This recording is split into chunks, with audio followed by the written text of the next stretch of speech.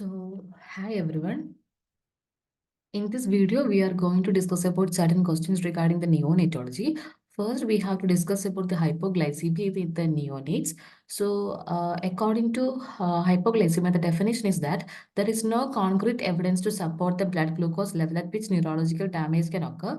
Operational definition of neonatal hypoglycemia is that if there is a blood glucose level of less than 40 milligram per deciliter or plasma glucose less than 45 milligram per deciliter, to which intervention needs to be considered, is called as the neonatal hypoglycemia. That is blood glucose level of less than 40 milligram per deciliter or the plasma glucose less than 45 milligram per deciliter, at which intervention needs to be considered, is called as the hypoglycemia. That is the definition for the neonatal hypoglycemia. Then about the screening for the hypoglycemia, the newborns with the following conditions should be screened for the hypoglycemia at birth. That is, if the baby is having birth weight less than 2000 gram, and if the gestational age is having less than 35 weeks, and there will be a birth of the small for gestation age babies, that is less than 10th percentile birth weight, and if a child is born to or infant of diabetic mother, then RH hemolytic disease, family history of the genetic form of hypoglycemia, then mother on the terbutarin or labetalol or the oral hypoglycemic drugs. Then the sick neonates, for example, in the case of birth asphyxia and sepsis and shock, and congenital syndromes like Beckwith Waitman syndrome and parenteral nutrition. So in all these conditions, we should screen these newborns for the hypoglycemia. And most important one is the infant of the diabetic mother. We should look for the hypoglycemia in the infant of diabetic mother. So that is most important. Then about the frequency of screening, at-risk neonates, that is at-risk neonates and sick neonates are there. At-risk neonates should be screened at 2, 6, 12, 24, 48 and 72 hours after birth. Then sick neonates screened at every 6 to 8 hours. So that is about the frequency of screening. Then symptoms of hypoglycemia. Totally asymptomatic, thus patients are totally asymptomatic. Neurological symptoms maybe happens like jitterness, lethargy, apathy, weak and high-pitched cry. And the seizure maybe happens or stupor, cyanosis and apneic spells will be the difficulty in the feeding, sweating, hypothermia and cardiac arrest are also the features of the hypoglycemia. Then for the estimation of blood glucose, we have to estimate the blood glucose by the glucose oxidase method. That is the point of care reagent strips glucometer is used. It is a widely used and bedside test. May overestimate the hypoglycemia. It always needs to be confirmed by the laboratory testing, but treatment can be started based on the strip results. Then about the laboratory diagnosis, that is the gold standard for the diagnosis of the hypoglycemia. And the sample should be transported in the fluoride bulbs and quickly tested for the accurate results. Then also we have to look for the special attention should be paid for the IQ assessment, reading, vision, hearing, growth, neurodevelopment need to be tested at 3, 6, 9 and 12 and 18 months of the corrected age. And also we have to we have to done MRI at 4 to 6 weeks can show the extent of hypoglycemic brain injury. So that is all regarding um, the estimation of blood glucose, that is either by the glucose oxidase method and then by the laboratory method. So then about the management of the hypoglycemia, this is the algorithm for the management of the hypoglycemia.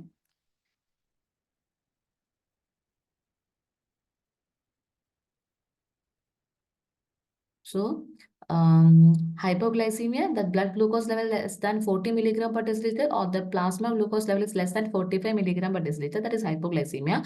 If it happens in a child, the child which may be asymptomatic or symptomatic. Asymptomatic child, in the asymptomatic child, if the blood glucose value is between the 20 to 40 milligram per deciliter, we have to go for trial of oral feeds and after the trial of oral feeds, monitor the blood sugar after 1 hour. And if we monitor the blood sugar, and it should be if it is greater than 40 milligram per deciliter, we can give the frequent feeds and monitor the blood sugar and stop after 48 hours. So that is the condition if the asymptomatic patients having the 20 to 40 milligram per deciliter. And if the asymptomatic patient is, if we monitor the blood sugar after 1 hour, if it is less than 40 milligram per deciliter, we have to give the IV glucose infusion and 6 milligram per kilogram per minute, monitor hourly. So again, then further steps.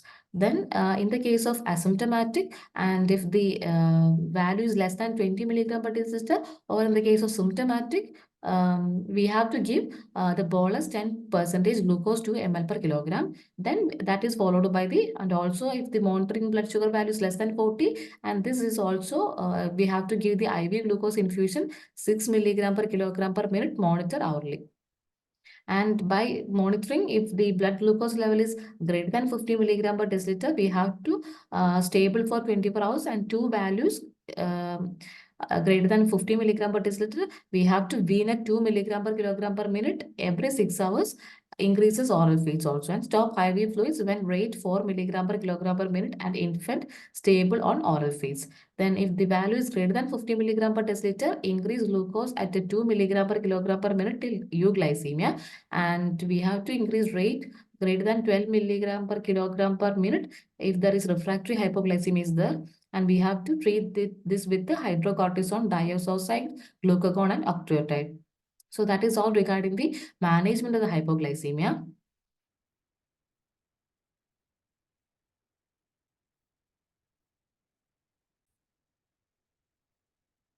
Then next topic is the congenital rubella syndrome. So there will be always a short note regarding the congenital rubella syndrome. So for an introduction, rubella is a human-specific RNA virus which causes mild self-limiting illness in the children and adults, but in the fetus, it effect can be devastating. And the clinical manifestation of congenital rubella syndrome, which include, there will be triad of the sensory like neural hearing loss, cataracts, and CHD. Then common congenital heart diseases associated with the congenital rubella syndrome are the patent ductus arteriosus and pulmonary artery stenosis. That is the most common, the one mark question which is asked in our university exam. Then in intrauterine growth retardation in the child, fetus, and the retinopathy, microphthalmia, meningoencephalitis, hypotonia, thrombocytopenic purpura, and diabetes mellitus. These are the clinical manifestations in the case of congenital rubella syndrome. Then about the diagnosis is usually done in the case of maternal infection in the pregnancy, and recognized suspected maternal exposure will be there. So in these two conditions, diagnosis is confirmed. Then about the actual diagnosis of the congenital rubella syndrome, we have to diagnose it antenatally as well as the postnatally. In the antenatally, we have to diagnose it by there will be high chances if rubella to mother in initial 16 weeks of pregnancy, and we have to detect the specific IgM and the specific antigen also we have to detect. Limited use of both due to low specificity, sensitivity, and availability. And we have to diagnose the congenital rubella syndrome postnatally also by rubella virus isolation from the oropharynx and the urine. It is difficult. And IgM in the neonatal or cord blood is also used. And the congenital defects plus persistent rubella specific titers over time. There is example, IgG decline over time if transplacentally derived. If expected fall does not occur, the congenital rubella syndrome which may be suspected. That is regarding the diagnosis of congenital rubella syndrome. That is, we have to diagnose it antenatally and postnatally. In the treatment is, there is no specific treatment for the congenital rubella syndrome. If rubella is happens within first 5 months, there will be that we have to terminate the pregnancy, and there will be option for the termination is there. If rubella after 20 weeks of pregnancy, we have to give the reassurance. So within first 5 months, we have to go for termination. If the rubella after 20 weeks of pregnancy, we have to give the reassurance only. Close follow-up in the susceptible newborns. Example for the hearing as clinical feature which may not be apparent at birth. There is no specific treatment to halt the progression of most of the complications. Then how will you prevent the congenital rubella syndrome? That is immunization of all above the age of 1 year should be vaccinated. That is MR, MMR vaccine should be given. Maternal immunity documentation antenatally. IgG negative women avoid exposure to rubella. Infants with the congenital rubella syndrome shed viruses for the months, while adults shed viruses for the 7 days before and after rash. No pregnancy or lactation for 3 months following rubella vaccination. That is followed. If we take a rubella vaccination, the pregnancy or lactation should be avoided for the 3 months, because there will be theoretical risk for the congenital rubella syndrome in the fetus because of this vaccination. So that is all regarding the congenital rubella syndrome.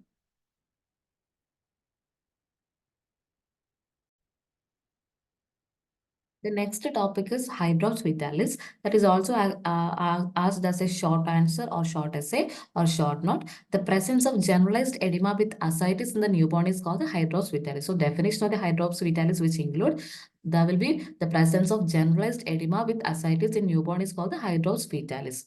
And about the pathophysiology, a rise in capillary hydrostatic pressure due to the congestive cardiac failure or capillary leakage due to the hypoxia and hypothermia, which leads to generalized edema and hence hydrops when colloid oncotic pressure fails to compensate. So if there is any congestive heart failure in the fetus, which causes rise in the hydrostatic pressure in the vessels, and also because of hypoxia and hypothermia, there will be capillary leakage. Because of that, there will be, because of these two conditions, we have the generalized edema in the fetus, including the ascites, that is called the hydros vitalis. And also because of the colloid osmotic pressure fails to compensate, because of that is decompensation also, there will be generalized edema will be there. So because of these three conditions, that is congestive heart failure in the fetus, because of any anemia and all, then hypoxia, hypothermia, and colloid osmotic pressure, that is decompensated colloid osmotic pressure, is also caused for the formation of generalized edema in the fetus, that is hydros vitalis. That is about the pathophysiology of the hydros vitalis. Then about the etiology. Uh, Etiology in the immune hydrops, the common cause is there will be two types of the hydrops, that is immune hydrops and non-immune hydrops. The immune hydrops, the common causes are the Rh isoimmunization and ABO incompatibility, and the non-immune hydrops is due to the different causes like anemia, that is due to alpha thalassemia or the Jesus-Spirit deficiency, and cardiac malformation, that is in the case of aortic stenosis, hypoplastic left heart syndrome, premature closure of ductus arteriosus, and then also fetal arrhythmias is also a cause, that is like paroxysmal atrial tachycardia, congenital heart block, and also pulmonary. There will be pulmonary hypoplasia lymphangitis. In these causes also, there will be development of non-immune hydrops.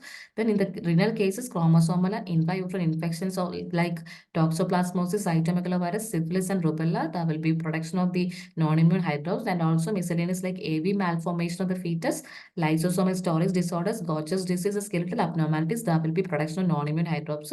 And in 30% cases, there will be idiopathic production of the non-immune hydrops. So these are the causes for the etiology for the development of the hydrops. There will be two types of hydrops, immune hydrops and a non-immune hydrops. Then about the diagnosis, the maternal history of the polyhydramnios, anemia, and toxemia should prompt ultrasound to detect the hydrops in fetus. So if there is any presence of polyhydramnios and anemia and toxemia in the mother, we have to look for the ultrasound to detect the hydrops in fetus. Then ascites and pericard diffusion, which may be the first sign of hydrops in the Rh immunization. Then investigations for the diagnosis of the hydrops vitalis are the maternal ABO Rh blood type and Coombs test, hemoglobin electrophoresis, and test for the intrauterine infections. So to look for the causes for the development of the hydros vitalis, then we have to look for the fetal echocardiography to detect the congestive that is congenital cardiac defects or the valvular defects. Then we have to go for the Doppler ultrasound measurements of the middle cerebral artery flow show good correlation with the fetal anemia. Then amniocentesis for the karyotype or the metabolic studies, and then percutaneous umbilical blood sampling for the karyotype, complete blood count, hemoglobin electrophoresis, DNA, PCS studies, etc. And then also neonatal, we have to go for the CBC blood type, Coombs test, USG, and echocardiography, and other investigation depending upon the suspected source. So depending upon the suspected cause, we have to look for the investigations and rule out the other diagnosis also, and raise to the specific diagnosis. Then about the management of the hydrops vitalis, a fetus with the hydrops is at high risk for the intrauterine death. So prenatal management with the intrauterine exchange transfusion in the RH isoimmunization where facilities are available should be provided. So the intrauterine exchange transfusion in the RH immunization is very important to prevent the development of the hydros vitalis. Postnatal monitoring and treatment of the underlying cause of the hydros should be required. And the resuscitation, we have to provide the resuscitation that is difficult and demand high level of skill for the endotracheal intubation and exchange blood transfusion. In the case of fetal tachyarrhythmia, we have to give digoxin and propanol to the mother. In the case of the central venous pressure monitoring, to avoid overloading of circulation, we have to go for ascites management, That is, we have to provide low solute intake and furosemide, ascitic tapping with a 20 gauge catheter for ascites causing respiratory embarrassment, and tapping should be done in left iliac fossa to avoid the liver damage. So these are the management for the hydros vitalis, that is resuscitation, exchange blood transfusion. Fetal tachyarrhythmia should be treated by the digoxin and propranolol to mother, and the CVP monitoring is required, and ascites management. Aggressive neonatal care, which may help many babies with the hydrops to survive. So that is regarding the topic of hydros vitalis. Then next short note is asked regarding Apgar score. So it is found by the Virginia Apgar. So the score is used at 1 minute and 5 minutes after birth to assess the severity of the birth asphyxia. So to assess the severity of birth asphyxia, we have to Apgar score is used at 1 minute and 5 minutes after birth. So it cannot be used to decide the neonatal resuscitation measures as first score is taken at 1 minute of age. The first minute after birth is known as golden minute, and initial steps of resuscitation which are already accomplished at 1 minute after birth before the first Apgar is taken.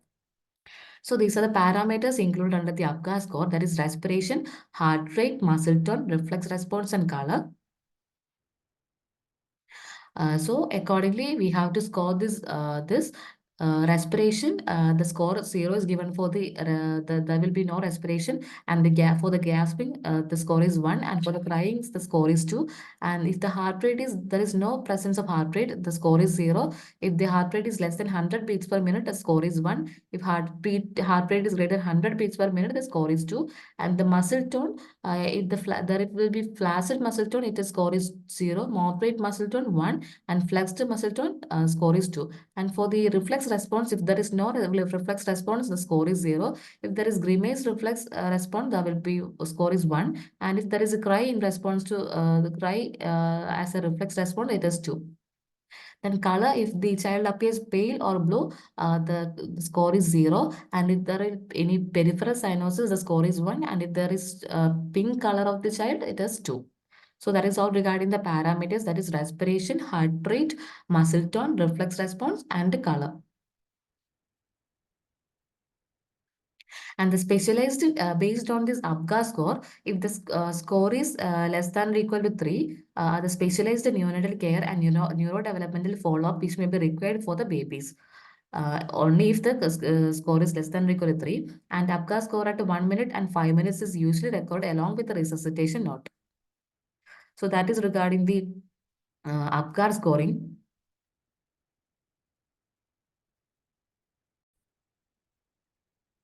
Another short note is regarding the Kangaroo Mother Care Program, that is which involving the place in the newborn infant in that is definition of the Kangaroo Mother Care is it is involved the place in the newborn infant in close skin to skin contact with the mother. It is recognized as an effective way to meet baby's need for warmth following birth and in the immediate newborn period. Any family member can give the kangaroo care. It is also known as kangaroo father care and kangaroo prenatal parental care. In Indian setup, the grandmother and aunties can also give the kangaroo care. And what are the indication for the giving the kangaroo care? If there is stable low birth weight babies less than 2,500 grams are indicated for the kangaroo mother care, that is stable low birth weight babies less than 2,500 gram is indicated for the uh, kangaroo mother care. Should be hemodynamically, that is the child should be hemodynamically stable. KMC which may be initiated when still on IV fluids, and the Rice tube feeding and around oxygen. Key features of this Kangaroo Mother Care program is early, continuous, and prolonged skin-to-skin contact between the mother and baby. And there will be exclusive breastfeeding, and there will be early initiation in the hospital and continued at the home. Then early discharge from the hospital, adequate support and regular follow-up for the practicing mother-baby duet. So that is the key features. There is 4 A's and 1 A is there. That is early, continuous, prolonged skin-to-skin contact between the mother and baby. Another is exclusive breastfeeding, early initiation in the hospital and continued at home, early discharge from the hospital, and adequate support and regular follow-up for the practicing mother-baby duet. So that is the key features of the Kangaroo Mother Care Program. Then phases, there will be 3 phases, that is initiation phase, maintenance phase, and continuation on discharge. The continuation of discharge till baby is comfortable or attains weight of 2,500 gram and gestation of 37 weeks. Then what are the benefits of kangaroo mother care program? It helps in the thermoregulation of the infant by placing the infant in the skin to skin contact with the mother, facilitates the breastfeeding by increasing oxytocin secretion, improves mother infant bonding, and reduces the infection, reduced apnea and oxygen requirement, because this the mother's respiratory rate and heartbeat, which will stimulate the fetus also. Then increased weight gain and reduced NICU stay, long term early growth spurt and higher IQ will be provided, will be attained. Then cheap, easily, it is a cheap and easily available method for the infant, low birth weight babies. So these are the benefits. Helps in thermoregulation, facilitates breastfeeding by the increasing oxytocin secretion, improves mother-infant bonding, reduced infection, reduced the apnea and oxygen requirement, increased weight gain and reduced NICU stay, early growth spurt and higher IQ is achieved, cheap and easily available. These are the benefits of the kangaroo mother care program. Then about the procedure, first we have to dress the baby with a cap, socks and napkin. Mother wears front open gown or other culturally acceptable clothing. Place newborn in a prone and upright position between the mother's breast, covered with the mother's clothes and a shawl or blanket. Allow suckling at breast on demand, but at least once every 2 hours.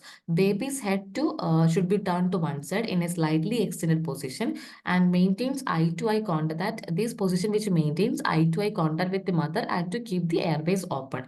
And baby's hips should be flexed. That is, the baby should be in the frog position.